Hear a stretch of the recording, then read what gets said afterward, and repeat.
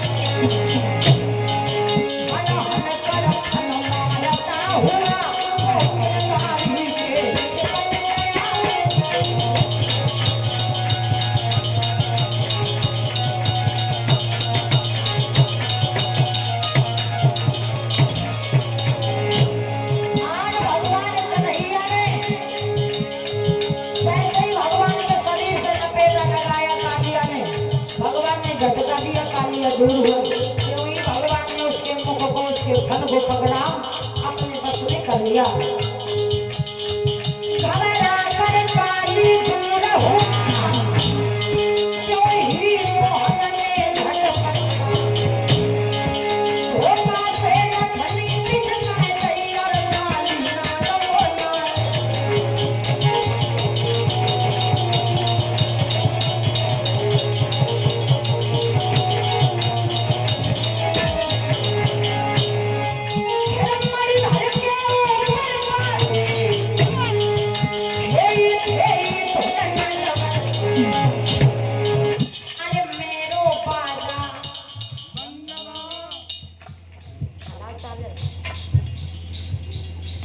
सुन रही ये तेरे पति का हाल हुआ।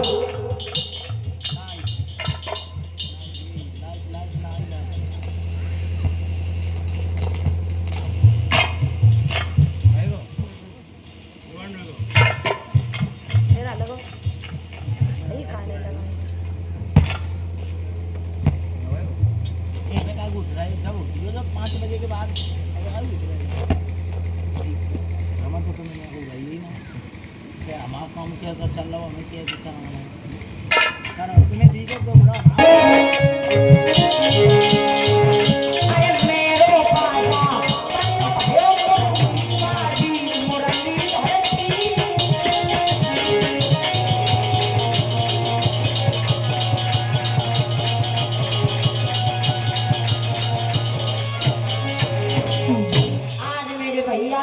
भगवान ने कालिया को अपने बस में किया। भगवान कालिया नाग के फन के ऊपर चढ़ करके बंसी को बजाने लगे। नागिनियों ने दोनों हाथ जोड़ी का प्रभु क्षमा कर दो, हम नहीं आपको समझ पाए। भगवान बोले क्षमा हमने कर दिया और तुम रमण द्वीप पे जाकर के निवास करो। कालिया नाग कहने लगा प्रभु वहां तो गरुड़ महाराज हमारा भक्षण कर जाएंगे।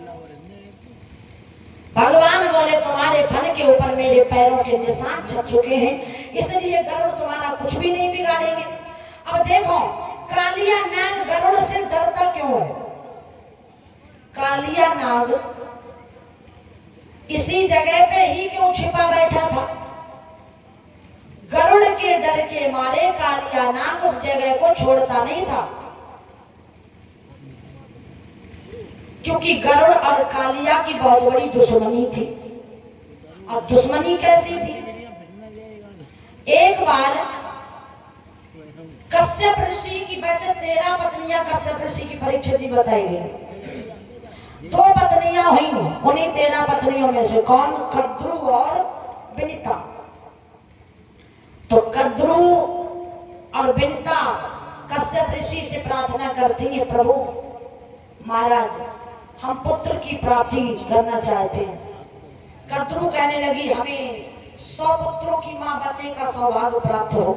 विनिता कहने लगी मेरे एक ही पुत्र हो, लेकिन इसके 100 पुत्रों से कई गुना ज्यादा बलशाली हो। तो कश्यप बोले ठीक, कद्रु से 100 अंडे प्राप्त होते हैं जिनसे सर्पों की उत्पत्ति बताई गई, और कद्रु से 1000 अंडे प्राप्त हुए, 1000 अंडे, जिससे सर्पों की उत्पत्ति होती है। सर्पों की 1000 प्रजातियां होती है। और विनिता से एक अंडा हुआ तो मैया ने जल्दी जल्दी के मारे वो अंडा फोड़ दिया। बच्चा पूरा बन नहीं पाया था, जिससे आधा अंडा बन पाया था, आधा बन नहीं पाया था। तो अरुण महाराज की उत्पत्ति होती है।